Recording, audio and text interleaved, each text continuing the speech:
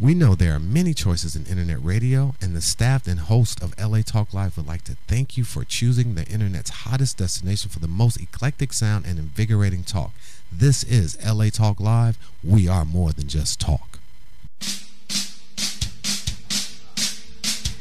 Hello, this is Tika Lark Fleming, and this is the February 7th edition of the Black Grrl Show. I am so happy to be here today. I'm happy that I remember that it's February. We have two great guests, Lisa and Nzuji. And before I do that, though, I'm going to do the breaking the table that I always do at the start of the show. The name of this breaking the table is called Let's Share. I don't like misnomers. Sharing economy, free, and independent are all terms that have been perverted. The sharing economy as labeled by Fortune magazine is not sharing. Uber, Airbnb is not about sharing.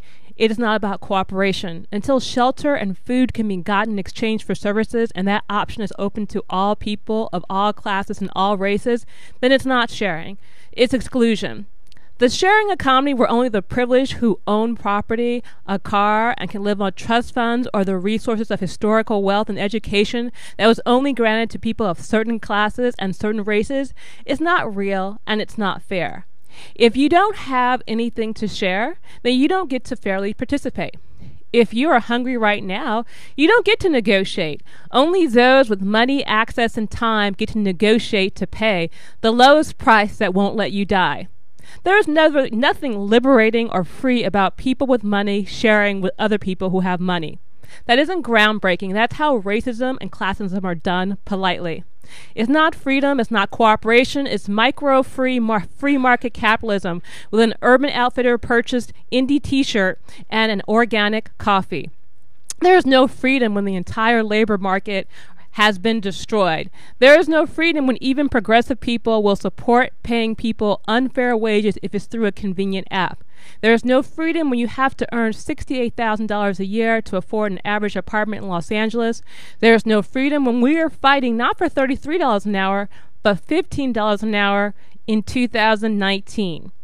There is no freedom when 20% of Los Angeles is in poverty. A real sharing economy would work on things like public housing for all, single-payer, universal health care for all, universal child care for all, an allowance for everyone, and the end to very low capital gains taxes, an end to corporations as people. People speaking out against the Trans-Pacific Partnership in North America and Asia, and people also speaking out against the Transatlantic Trade Investment Partnership in Europe. So people can do more than just go to work and die. That's what a true sharing movement would look like. So let's start using the terms correctly. So that was it for Breaking the Table. We're going to have a short break. Please tune in to us every Saturday at 3 p.m. at The Black Grrl Show, LA Talk Live, and Radio 365. Please.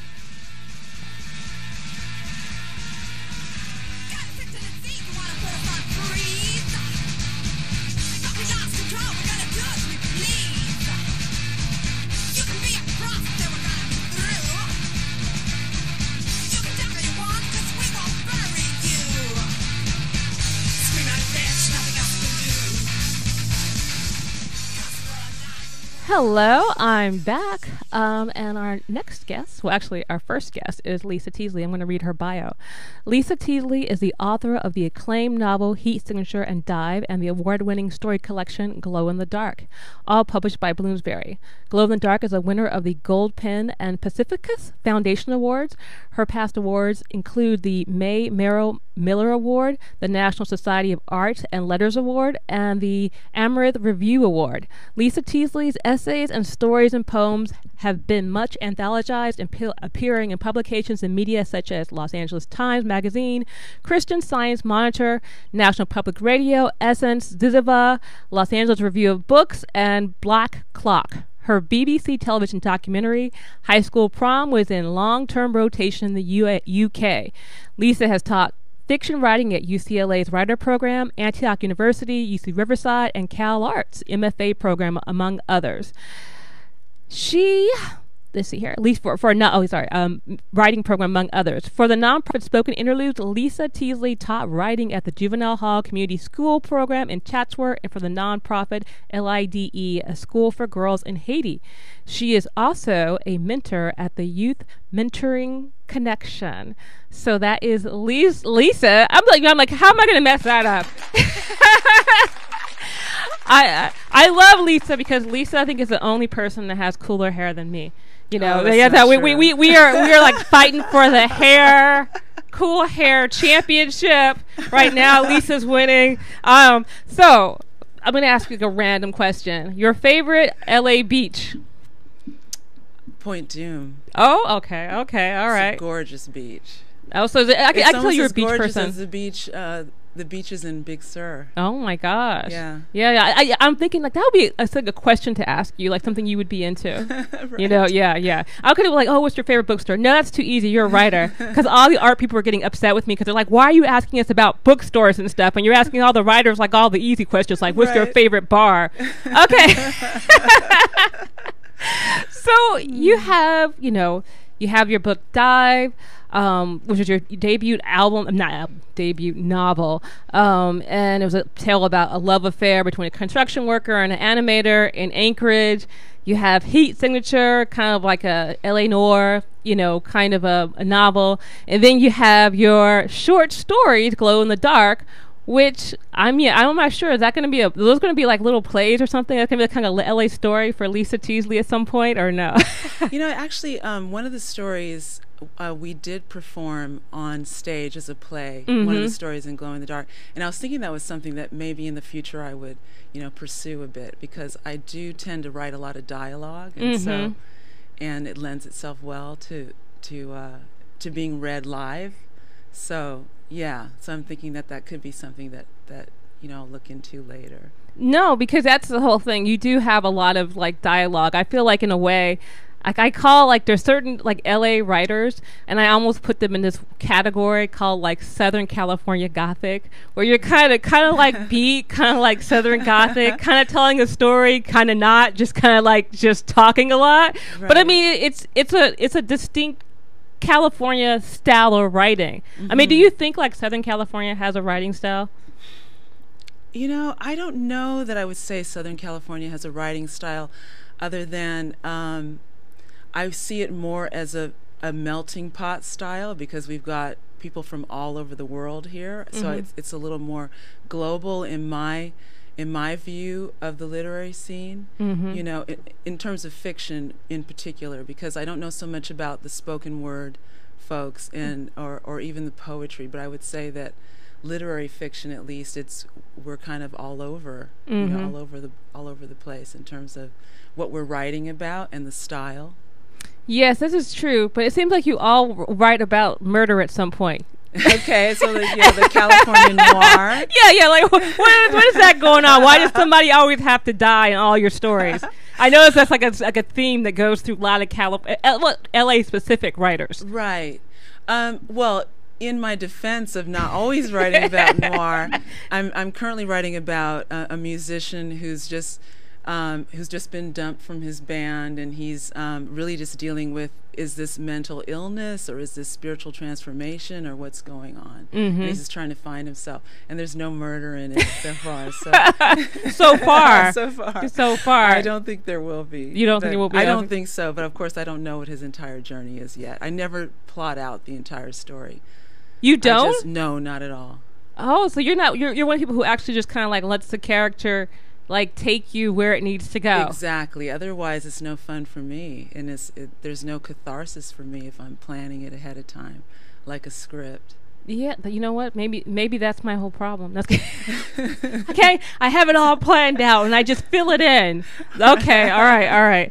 So, I mean, what you're an LA native, correct? Mm-hmm. You're an LA native, and that's yes. Like I swear to God, I have so many LA native people are like, oh, there's no one from Los Angeles. I know, and there's plenty of people from Los Angeles. Absolutely. Look, yeah, and what high school did you go to? I went to Uni High. Oh, you did? Okay. Yeah. Oh, university. If I could have went to public school, that's the school I wanted to go to. I was like, told my mom, can I please go to uni? That's where all the cool kids go. She was Where like, did you no. go? I went to Ramona Convent. Oh, okay. Yes, because, that was lots of fun. I had lots of fun there. Yeah, in uniform. I love uniforms. That's all that's why I dress the way I do now. Right. I have a uniform on because I was so inspired by all the originality that was that my high school inspired in me. So who's your favorite writer? Well, who pops into mind first is Thomas Bernhard, an Austrian writer who he died in the 80s, and he wrote a lot of plays. But what I know best is his fiction. I've read everything in translation, and it's really his ability to look at the humor in our self-obsession and our neuroses. All of those things that we see as tragic in ourselves, because he always writes from the first person point of view, which I actually don't tend to do.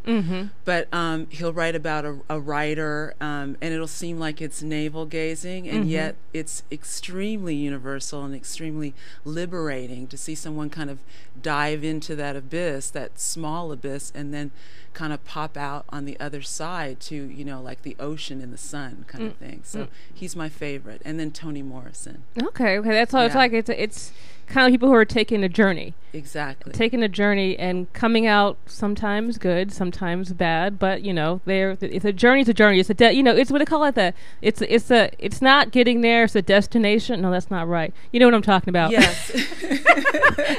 It's been a long night. You guys understand what I'm saying out there. I was going through your information, and I was looking at the LA Review of Books. And it says that a character that haunts you is Nabokov's Humbert Humbert. I love Lolita. It's like one of my six obsessions. I have no idea why I think that's like, oh, wow, it's horrible, but I love this. Why? I mean, obviously, there's a lot of reasons. Well, first of all, the writing is amazing because he brings us in inside of a character, inside of the mind of someone who you would think that you wouldn't want to journey with, right? And so, and as we're reading it, are we saying, oh my God, we're in the mind of a pedophile, or are we just with Humbert Humbert? Is that, what's happening? And I would say it's the latter until you're done, And you realize you're so horrible. Right. And it's that ability for a writer to show the humanity of absolutely anyone, and without judgment, because creating a character with judgment is then coloring it with all of your values and opinions and judgments. And so I applaud him for creating a story where we can, go in without judgment and come out on the other side and say, that was a human being and that was his story. And it is terrifying, because a person who is a good writer, who is a good communicator, can humanize pretty much anyone, even a monster. Right. And that's I think that's what's always kind of makes me feel like, oh my gosh, because I'm just like, well, you're like, and in your brain it's like, no, none of this was okay. None of this was okay, no matter how. No matter what. But the monster is human. Yes. So and you forget. And you forget that. Yeah. So, do you? What is your favorite kind of writing? I mean, do you like sci-fi? Do you like, literary fiction? Do you like poetry? I know it's like but you might like, journalism or media or nonfiction. Well, I read a little bit of everything, but it's mainly literary fiction, and I read a lot of poetry. I read journalism, nonfiction, biography. So I mean, I'm always reading. I mean, a writer readds. Probably even more than we write. Well, a person who's good. There are a lot of people who are like just kind of like waiting their turn. Let me just rewrite this and rewrite this. That's why I say about the whole. That's why it's so interesting about poetry. You're sitting and watching everyone just waiting for their turn and no one's listening. But I think that's what I think. Kind of want to go to my question in regards to like the community of writers. Yeah. I mean, do writers need a community? I would say yes, because it's a solitary field that we're in, right? And so then when we participate in community, there is that camaraderie, that that mutual encouragement. There was the party, that we ran into recently on Hello Thursday LA. night, Hello LA, and it's just nice to come out of your little room, with your laptop and see all of the rest of us who do the same thing, and have a good time and get out of your funk, get out of your own inner critic, and have a little fun. I think the thing that was shocking about that is I kept saying, and of course, if I go anywhere, I always have my little phone with me, and I took a picture of her. I was like, look, take a picture. I think I'm the only person who was doing that. The thing that I thought was nice was that there was no reading.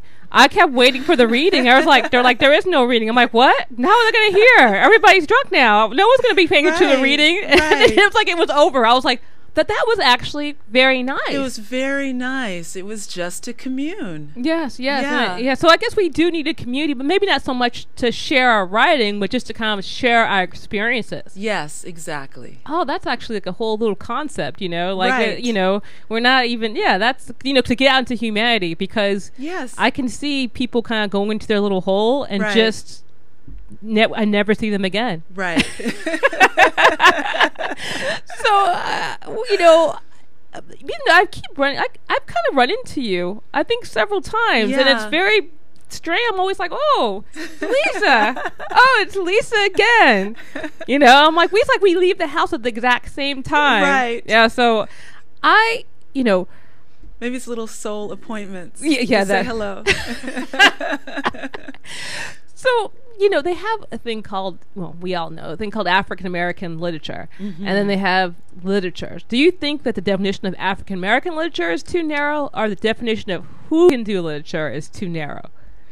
Well, what I've always thought that, the problem of marketing, I mean, even in music, is that then those who are looking for something to read might not find what they're looking for because they're going to a specific genre for that. Mm-hmm. It's a little naive or too Pollyanna to think that we cannot have categories at all and just, and it's all put together and, in just one big, this is all literature, this is all poetry. Mm-hmm. But that said, I have found it fascinating to see where my book is shelved. Is it shelved in literary fiction, commercial fiction, noir, or African American literature? And it's kind of been any of those things, and all of those things. No, that's something very, it's like, we want to ask a question. You're like, it's kind of really hard. The challenging thing about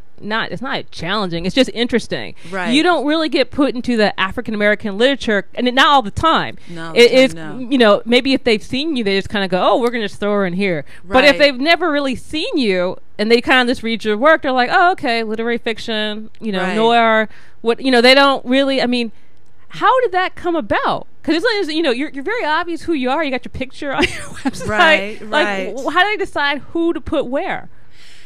I don't really know.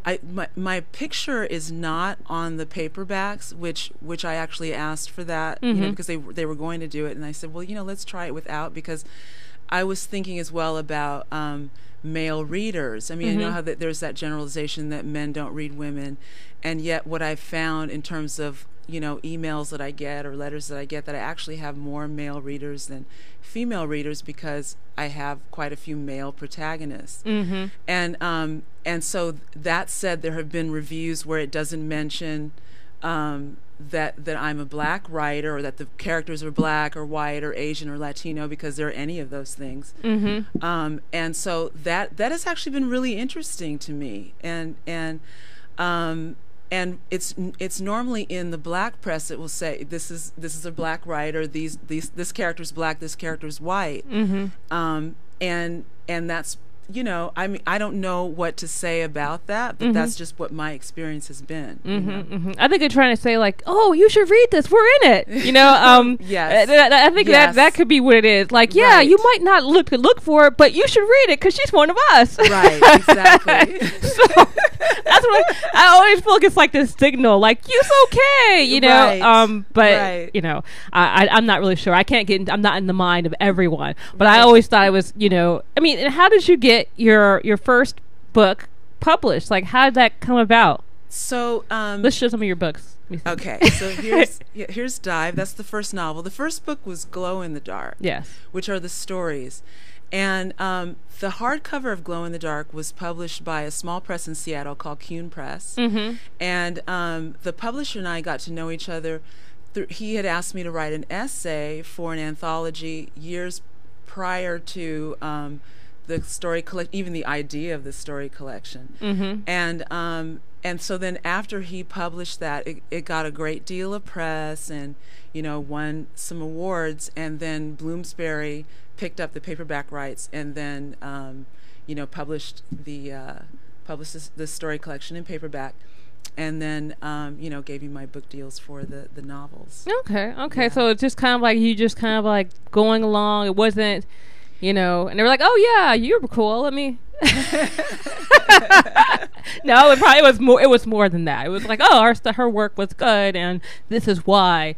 And I mean, but I just think it's kind of good because I think everybody needs to know like the journey, like because everybody's journey is different, right? And you know, there's so many people out there who are like, you know, want to get their work published or whatever. I was told by agents that I would never get a story collection published first; that it would have to be a novel. Mm-hmm. And so I actually had a novel written after the idea of the story collection.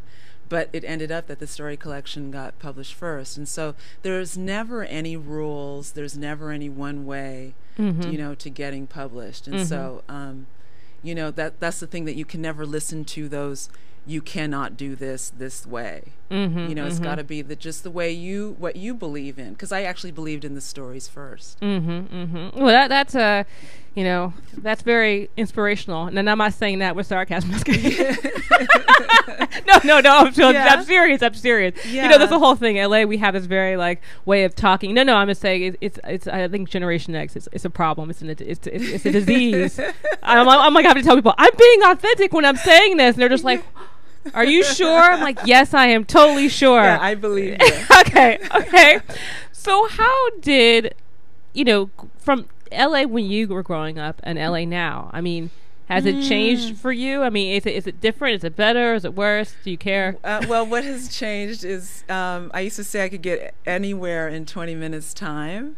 And, you know, and it's this stubborn thing that I'm still doing. I'm going to get there in 20 minutes. And no, it's going to be 30 to 40 to 45 minutes. You know, it's just a lot more crowded. I was actually scared because I was talking to you an hour before the show. You're like, oh, I'm like, you haven't left the house yet? You know, there's traffic. I live in Venice, and this is like, you know, I thought it's going to be 20 minutes here. But you can't make a left turn to this building from Sepulveda. So then I ended up going all the way, you know, past the airport, and then you can't make a U at so many junctures. And so oh my gosh, I usually give people that warning. I'm like, if you go too far, you'll be going to the airport. And they're like, what do you, and actually I didn't give you that warning. I didn't give you that warning, so now I feel bad. Don't feel bad, I got here. Yeah, you got here. But I'm that way too. I always think, oh yeah, you can get to everywhere in Los Angeles, because you know, when you're raised here, that was kind of like the idea. You can get to everywhere 20 minutes, and I'll be on the freeway crying like never. I'm like, I'm never making this. I went to the LA Art Book Fair, and I drove around for an hour, and I still did not find parking. I just went to Santa Monica. I was like, forget this, and I went to Santa Monica to Chihuahua Choi's event. I was like, you know what? I can go to the book fair tomorrow.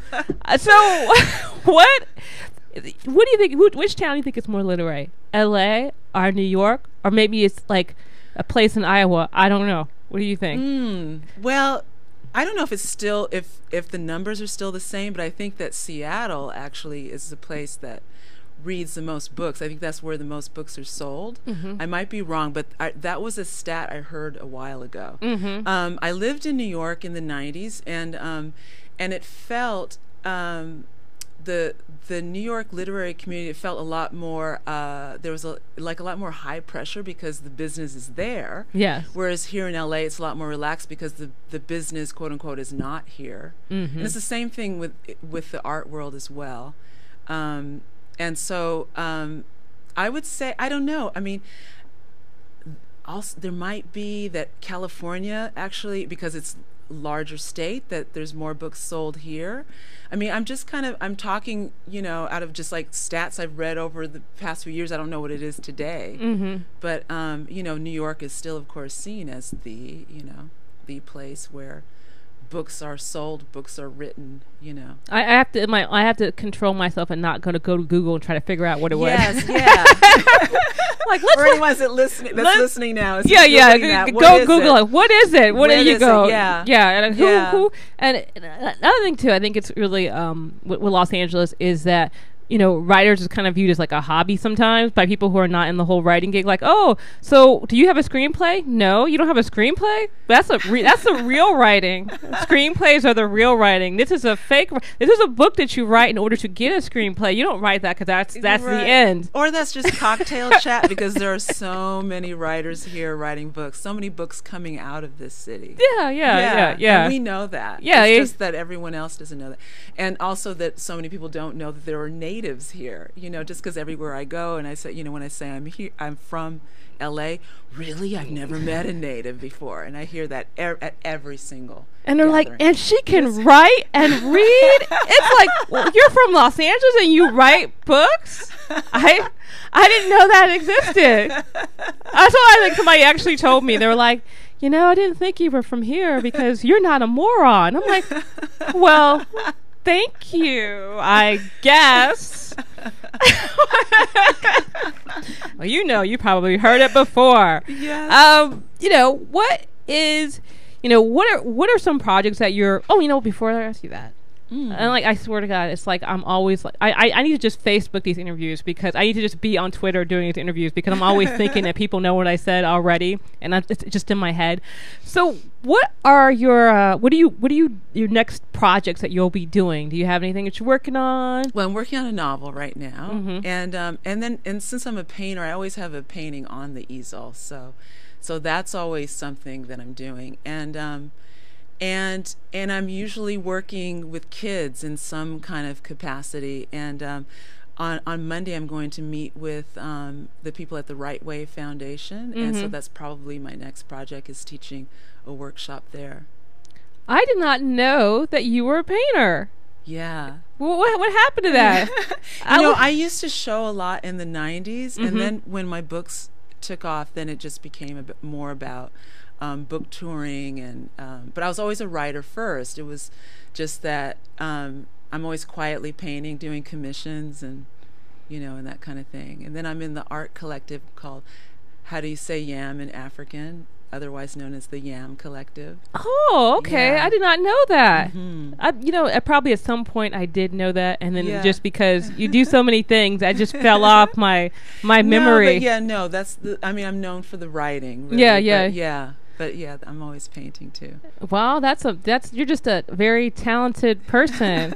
How do you do all these things? How do you do all these things? And Well, I think it's a matter of creative self-expression has always been so important. In my household. My parents were very encouraging of our individuality, like you were saying, the way you went to school and the uniform. I think that the uniforms probably forced you to really recognize who you were very early on, and that you knew that you wanted to express yourself as soon as you got out of there, if you weren't already doing it while you were there, right? They had to make rules for me, and new rules. Right. So, so I think that we all are creative, and it's all a matter of how much we were encouraged or we kept that fire alive.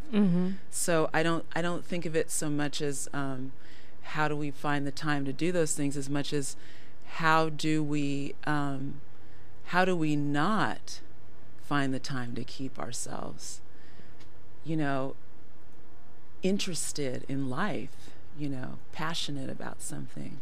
This is very really true. important, and that's why I like to work with kids, because I just want to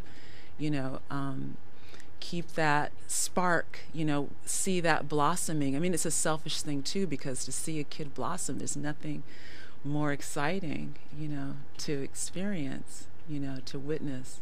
That is, I mean, it is exciting. I mean, to be the kind of person to help, for kids to know that's an option, especially too because, you're a published writer. You have had art shows. I'm not saying that if you weren't published, it wouldn't be the same. It would be the same, but it means something more like, oh, I can grow up and I can do this. You can do it. You can do, because I always tell people there are no safe careers. There are nothing safe. There's nothing safe anymore. We've all seen that now. So why not? Why not go for plan A rather than plan B? That is true. Oh yeah, that is very true. And is there anything else that you would like to say? Anything that any final closing words? Closing words. My eyes went right to your sign right there that says love, and I feel really corny, but I just feel like that's the most important thing is love. Mm-hmm. Showing everyone whose path that you cross, show them some love. Open the door for them, say hello, smile. You're just such a beautiful person. So are you. No. I always, when I'm around people like you, I always feel like such a jerk. I don't know why. Like deep down. No, you're the one with the sign that says love right there. I wouldn't have said that if it wasn't just right there. That's not my sign, because I would not have a sign that said love. People who know me know that would never happen. Well, anyway, I mean, that's great though. Whoever put that there, you're a beautiful person. But that was so thank you so much for visiting, Lisa. Thank you so much. I really, really appreciate that conversation. I think that was pretty awesome. I'm gonna have to look at that over again and be like, wow, Lisa and Tika are very entertaining. We should be like some kind of I don't know, Lifetime Channel TV show reality host thing. That's the future. There you go. It's an idea. The future. So that was going to be it. And we're going to go and have a little bit of a break. I want you guys to remember that to tune in every Saturday at 3 p.m. at latalklive.com, at iTunes R&B, at Radio 365. And so that's pretty much it. And we will be back in a moment with Nzuji, and we'll be talking to her about all the cool art projects, because she's doing some really cool stuff, and we are actually working on an art project together. So talk to you in a bit. See you in a minute.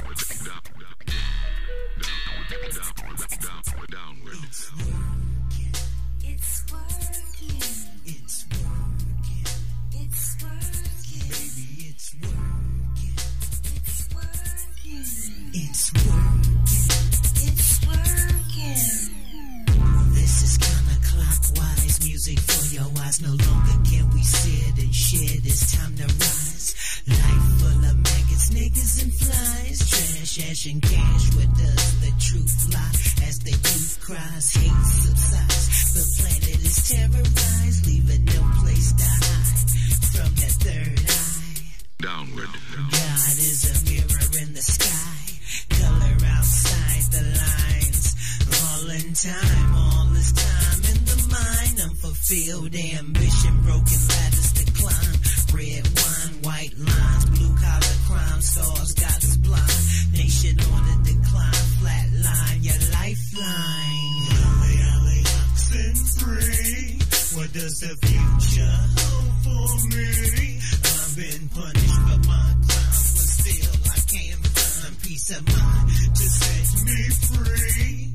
It seems that I become my own worst enemy. Hello, this is Tika Lark Fleming with MPC Presents the Black Grrl Show. We're going to talk about a few events that's going to be going on next weekend. The 4th annual LA Zine Fest is happening at 3347 North San Fernando Road in LA. It's a DIY over 180 zinesters, so we hope to see you there. And of course, the Black Grrl Book Fair, which will be going on March 7th. But right now, we have our second guest, Nzuji, and I'm going to read her bio and then we'll talk to her. Born and raised in Luanda, Angola, to an African father and American mother, Nzuji has the opportunity to learn and draw inspiration from two distinctively different cultural backgrounds. Both perspectives have shaped creative exploration, currently unfolding and developing within her studio. Folklore and mythologies were two of the most important and essential elements in young people's lives, considering the theoretical and political development of culture. Traditionally, folklore and mythology have been two elements essential and central in the lives of young people in Angola. However, due to the rise and proliferation of Western influences, many of these traditions and beliefs are disappearing. Nzuji's artwork vividly critiques social, cultural stereotypes, post-colonial discourse, myth, ethnicity, politics, and other challenges that she's confronted in her life. Using fusion and hybridity, she meticulously combines art forms learned in Angola and America to create work that conveys stories of her birthplace and her stay in America. Presently, Nzuji's work has grown into a three-dimensional arena where she explores and adds sounds as another medium for expression and artistic endeavor. Angola is a dynamic and culturally rich country filled with unexplored histories and heritages. These unknown cultural territories risk extinction with the rapid expansion of American and European influences. Many misconceptions still shroud the reciprocity between Africa and the United States, though the exchange of ideas and information Nzuji attempts to transform these misconceptions into knowledge. So how are you? How are you? She's just laughing at me, sitting here, just rolling. I was trying. You were trying. Great job. I was trying, Great and job. I'm upset with myself. I'm upset with myself. No worries. Okay, I'm gonna. Okay. See, I'm gonna ask a hard question then. Now let's get. Or be Miss Smarty. Okay, just kidding. What is your favorite ice cream? Oh my gosh. That would be cookies and cream. Black cherry. One. Your favorite ice cream. You can't just name a whole bunch. You gotta make a choice. I'll say cookies and cream. Cookies and cream. Yum yum. Black and white. Oh, that's good. It's very yummy. So, okay, yes, and get very close to the microphone so we can make sure that we hear you. All right. Oh, okay, that's better. So what inspires you? Now that's a hard question, right?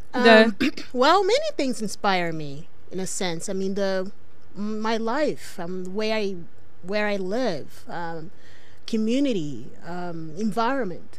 Mm-hmm. You know, I mean, the world is my studio in a way.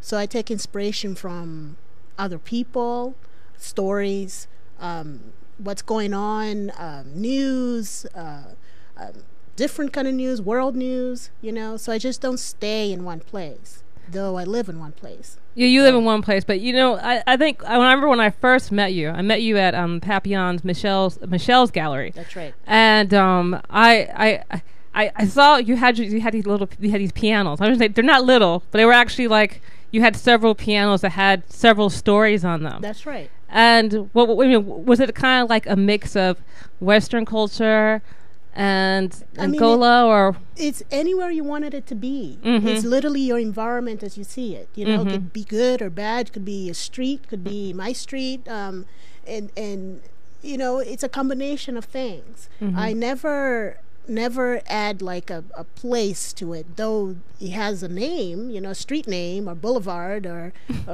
road or something, but it's not necessarily in Angola or Luanda or downtown LA. It could be any place you remember it, you know.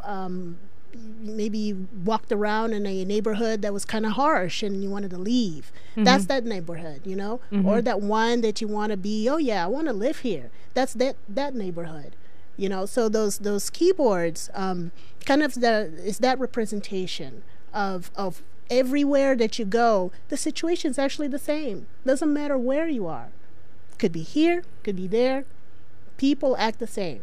Yes, you know? that I think that is a key thing that people should know. I mean, we are all human and we all are the same, but not the same. But you know, we have our diversity, but our experiences. All people experience happiness. All people experience sadness, and I think too in this time in America where we so many times demonize Africa, as this place that is not a place exotic, of humanity, right? like, oh, it's you know, even if we're positive, it's like this, oh, it's so exotic, oh, it's so with them, oh, it's so, you know, it's we don't seem to understand it. And you kind of being bicultural, being American and African, or American and, you know, Angolan at the same time, you know, that must be kind of confusing for you, because it's probably you're getting from both sides. You're getting this. You're like, oh, you don't understand either. Yes, I know. I mean, when I moved here, years ago, as a young girl, you know, that was kind of weird. You're like, why do you say the things you say when you never been there to say it? You know, so you never experienced it. Then why have that conversation? Again, I was very naive about the culture here, so I was very angry. You know, the judgments, I suppose, of other people, you know, asking these questions. But in reality now, you know, growing up and understanding that they don't know, so they're curious, so they're asking those very mundane, naive questions. You kind of have to grow up, you know, and see that, okay, you're asking that question that you should maybe have known, that we're not mythical creatures, you know, we're not a story, we're not Simba, you know, or something like that, right? We're just like you, you know, we're developed, you know, contemporary, modern people. They go through problems like everybody else. But then again, it's just information that goes through, you know, to say that, okay, I want you to see this and this is what it is. Go beyond that a little bit, as I did, you know. Lucky for me that I experienced both worlds. So then I can kind of, you know, place anything in a sense that, like, okay, you belong here and you belong here, so I know how to communicate. Now I do, you know. So in that sense, you know, being African, yes, I am African, but I'm also American, you know. Yes, very proudly, you know. But then again, I'm just a person. So in each situation, is almost like, do you belong? Where do you belong? I belong everywhere. No, we all belong everywhere. And I, you know, you have pieces at the Metro. You know, another thing I thought was so interesting about your bio. There was so much on your bio, and then didn't mention her MFA, didn't mention her, like, you know, hundreds of shows. You've been to, like, the City Museum of Harlem. You've been, you know, you've had like, you've gotten a lot of public art grants. You've done so much. I don't even know why she's talking to me. That's why I always tell her. I'm like, I don't even know why she bothers to talk to me. She's so above my league. No. I can't even afford her art. No That's how way. big she is. You know, so modest. So modest. You don't think that? Okay. I'm good. You're good. Yeah, okay. But I mean, it's true. I mean, you work in so many, you know, you work, you paint, you draw, you do comics, you do, you know, you do kind of like sculptures. What do you not do? I should actually, what do you do? Do you do music? I do that too. Yes, I do that too. Yeah, I played, you know, a little bit piano, I sing, or, you know what I mean. So I'm very experimental. So I'm very flexible, and I'm curious about just learning different things, and then how this thing will work with that. I mean, if you look at my work, you know, mixed media, I use yarn. you know, something that you're supposed to knit, but like, hey, you know, I figure out other ways I can use. I can't knit, but I use the material, and I use it in a way that it kind of invokes some sort of information, you know, communicate to something. So that's basically what my work is about. You know, it's having like these little things and these palpable, you know, things you can touch and it's soft, but then has some sort of otherworldly, kind of like another dimension to it. You know what I mean? You can take it home with you, the experience.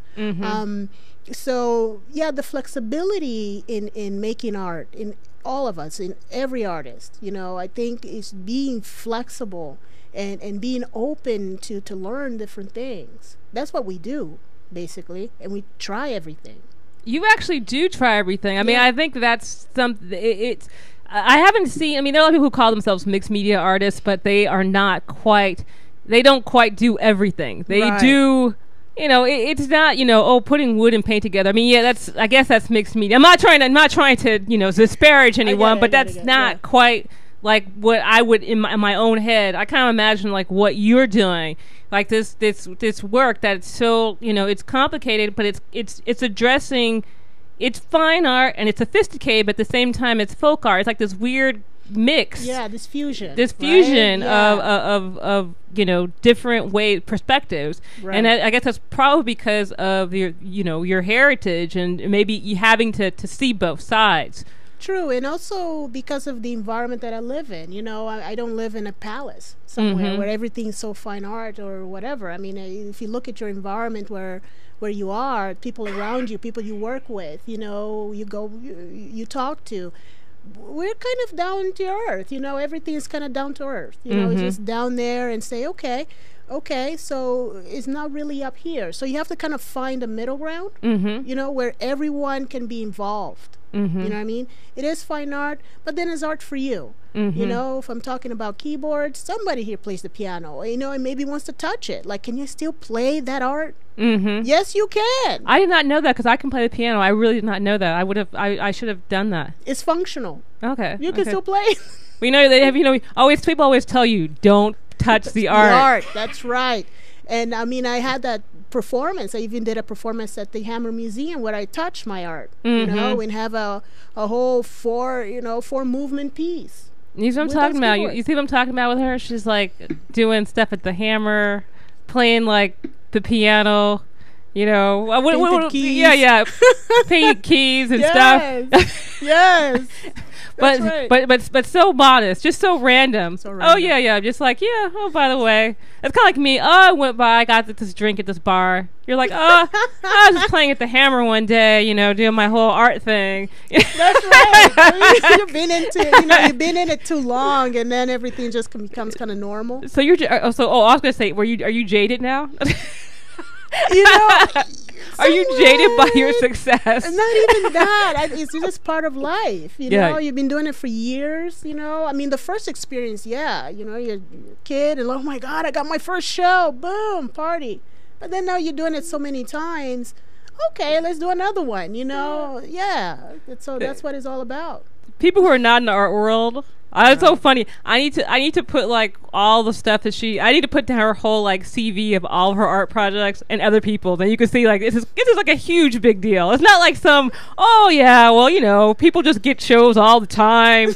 No, you actually have to have a skill for them to keep asking you to come back over and over again. That says something about you, something about your professionalism, something about your art, something about what people, you know. And I wish people, you know, I mean, actually, you know, on a larger scale, like, because it seems like the women artists aren't as, I don't know, maybe they're not as marketable or whatever. Like, why aren't you on the cover of these magazines? And why? I don't understand what's going on. Do you need an agent? I can be your agent. I can be your agent. That would be awesome. You know, I mean, it's just any business, any kind of genre, anywhere, the same thing. You know, that's that glass ceiling.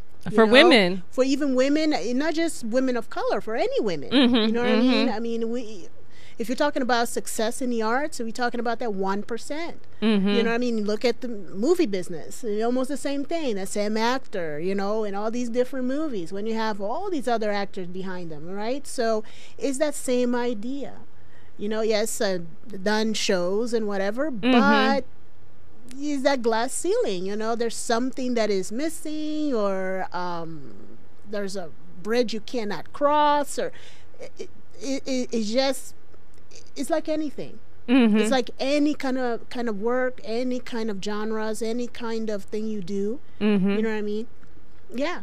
I mean, I feel like I need to we're gonna actually, I'm going to talk about our project that we are working on together. We're collaborating. We're collaborating. One night, I was on Facebook. I'll tell you the story. One night, I was on Facebook. I think it was like 2:00 in the morning, and I get this Facebook private message. And I get it from you. Oh my gosh, 2 in the morning. It was very late. Was I working? I think it was very late, and you're like, let's do a cartoon. And I was like, I've had this idea for years, and you can do it with me. And you were like, okay. Yes. So we started like, I want to say like I'm the brains and she's the fingers, but she's really smart. So I don't know how I would, you know. Okay, you're half the brain. You're like the left side. I'm the right side. Okay, we can do that. We could do that. You could be the left side of the brain. I'm the right side of the brain. I can work with that. Yeah. And you probably have seen her flashing on the screen. Her name is Virginia Davis, and she is a cat. And we use her to, she's a black woman cat. And we use her to talk about politics. We use her to talk about race. We use her to talk about class. We use her to talk about larger issues in society. And it will be debuting on Monday. So please tell me how you got the inspiration to draw Virginia, because she's very like Afrocentric. Yeah, Virginia Davis. She's the cutest, sassy cat ever, right? Well, the thing is, I was thinking about her after our deep conversation, and then kind of weeding things out, what I should add and take, you know, and what I should take out. Virginia is actually a cat that well, she's a black cat, but she's not like her fur is black, right? But not necessarily a cat that is black. You know, the only reason she acts black is maybe because of what she saw on TV, and or you know, even her owner is black. She has a very good costume. Yes, she does. She's very pretty. She's very sassy. She's very pretty girl. You know, she has a little afro. You know, she's very poofy. You know, so but she has these great ideas that come in her head. You know, she sees things in her environment. You know, she talks to her cat friends and dog friends, and whatever comes out of her mouth is like, what? Like you really thought that out? Yeah. That through? So she had to stop me. She had to stop me. There were several times where she was like, that is not going to work. That's disgusting, so we can't do that. Which is weird, because I don't have that filter, like I don't have that thing on my head that goes, that's not appropriate. But luckily, my partner has that. So it will be, that's why I said it will be a weird combination. Yeah, I mean, just think about it. You know, everything that comes out into the space, you know, into the reality, we're talking about something that people can see versus that can read. I mean, and, you know, it's a completely different, even though you see both, but when you have an image, then things change, because is she representing me? Look at her, you know what I mean? I mean, look at how she walks, or how she moves her little shoulder. Like, I kind of do that, you know. So then it becomes kind of like this mirror image. And that's the part that you kind of need to be think about it, you know. Whatever happens in your mind, your mind swims, goes through so many different things, you know. There's no door that the mind can go through. It's when it comes to the environment, things, you know, now you have to put a wall around it and kind of like, you know, think about it. So, and in anything that you do, especially in the arts, you know, you have filters, because sometimes the art can work with you, and sometimes it can work against you. And people actually seem to me with visual art, it seems that people take it more personally, right? If they are offended, because with writing, you can and I see writers all the time doing this. Whoa, I didn't mean that. I that didn't mean that. You're just reading it wrong. But if you have a picture doing certain things, kind of like the Charlie incident. You have a picture in France. You no matter what you do, people are going to interpret it, especially with drawing. They're going to interpret it more strongly than a written word, a written language. I don't know why that is, but I seem to see that people seem to react more to cartoons than to visual arts. Right. You can write this really kind of inflammatory, not necessarily inflammatory, but you can write a controversial idea, but it's not going to get as much traction. I mean, unless among the people who are readers, but readers don't ever leave the house. They just go back and forth on Twitter.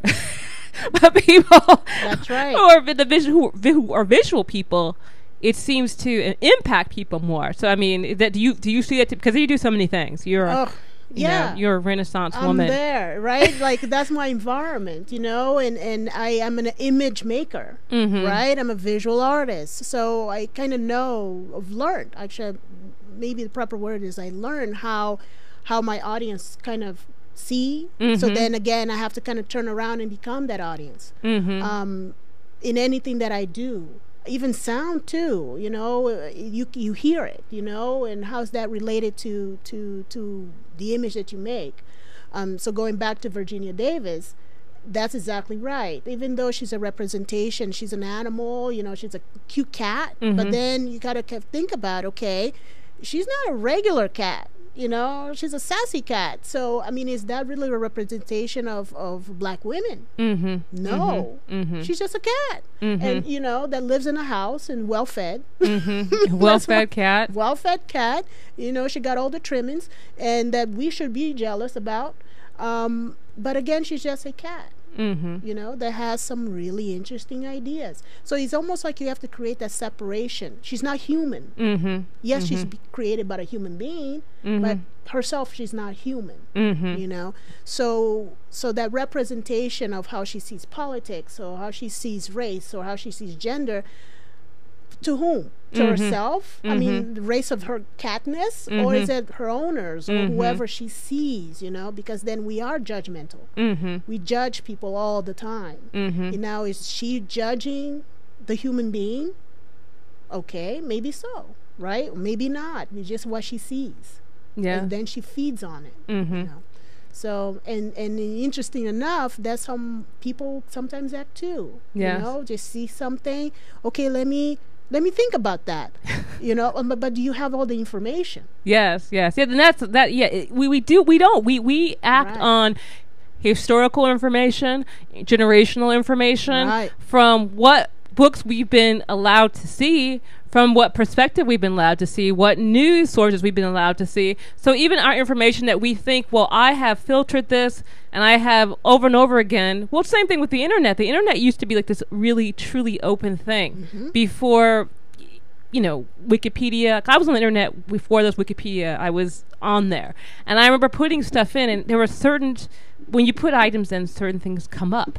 But now I notice it's, the item that's more popular, the item that's more, and because I'm on that border age where I understand the internet, but they still had card catalogs at the very end. So I understand you have to look for things. Right. But there are people who are raised right now whose brains have been trained. You just put it in the box. Right. You press return.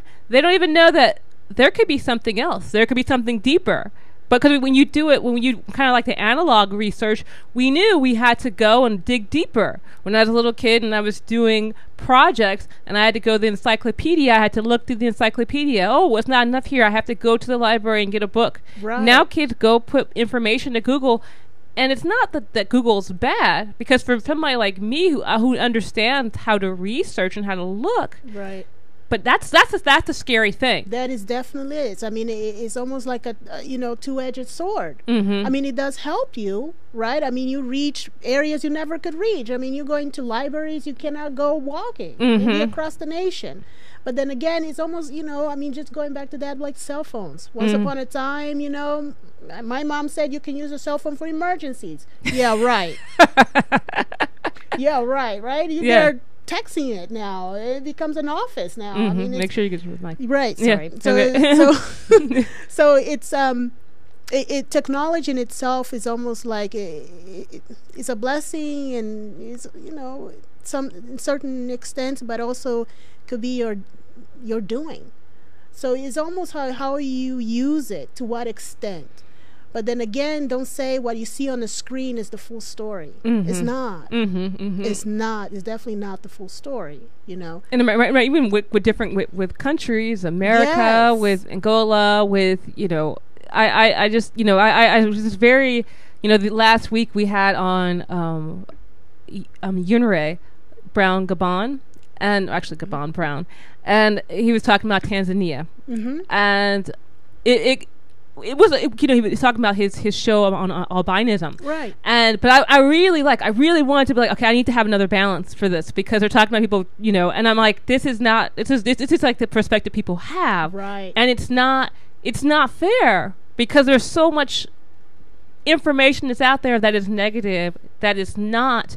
So it almost becomes, not saying that I feel bad, I'm not trying to say it. I'm not disparaging that. I'm just saying it almost becomes a lie. When you tell only one truth, a story becomes a lie. That's true. I mean, and also it depends on the perspective. That's what history is, right? Depends on this perspective of the person that told you. Who are you reading it from? And then, okay, let me be open to other perspectives. This person saw it in a different angle. You know, it's like that half-truth. You just saw it when you were there, but did you see why that happened? And that's the research, right? Yes, I mean, if you're talking about Tanzania, or I mean, the nation in itself, you know, the African continent, it needs help for sure. But there's certain countries in it, you know, that actually are getting there. They got it. They actually got it. You know. But then there's problems all over the place. So you can't compare, okay, that, you know, yes, I know the story about, you know, albinos in Tanzania and what they go through. We and albinos, even certain albinos in Angola almost went through that. Thank goodness they didn't. But, yeah, that half-truth, you know, I mean, get all the info first and then make your judgments. So don't just rely on one word.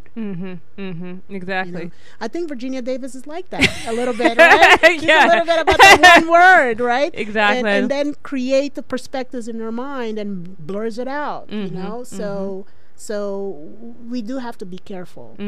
Exactly. So I very much appreciate our conversation. I think it was fabulous. But I need to know, is there anything else that you're doing? Oh my goodness, what am I not doing? Yeah, I have a show coming up at CAM, at the California African American Museum, in the summer. So I'm doing some work with that. Keep working on Virginia Davis, you know. So I have some more little details to work on the next picture, I guess. Okay. Working on compositions for music. What am I not doing? I know. What are you not doing? I feel as if I'm not doing enough. No. I need to, you know, you could write me a song and I can play it on here. But thank you so much. You're welcome. I appreciate our guest so much today. I had a really great conversation. And I hope to see you guys all next Saturday at 3 p.m. Pacific Time, 6 p.m. Eastern Standard Time, at latalklive.com, iTunes, R&B, 360 Radio. I'm actually always saying that wrong. I look over here. Live 365. Well, you guys know what I meant. That's always, you know what I meant. Communication is about communicating. I'm communicating the point. All right. Also, if you want to look me up online, hashtag Black Girl, BLK, GRRRL, and make sure to come to the Black Girl Book Fair on March 7th and check out Virginia Davis, which will be debuting on February 9th, Monday. So you guys have a great Saturday. Make it home and don't go to jail or anything, because that's expensive and the bus is not fun.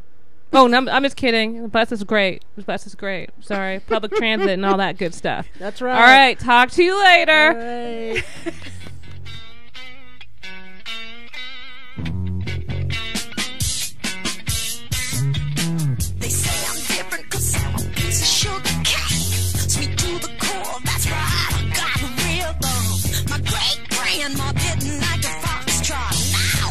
she spit, it's nothing boogie, dram or dragon.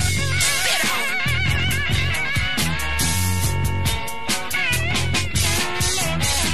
They say I'm different 'cause I eat shit, man. So I can't help it, I was born and raised on a nice rider every morning. Have to stop the hearts and maybe getting off, humping the Johnny Hooker. Get it on.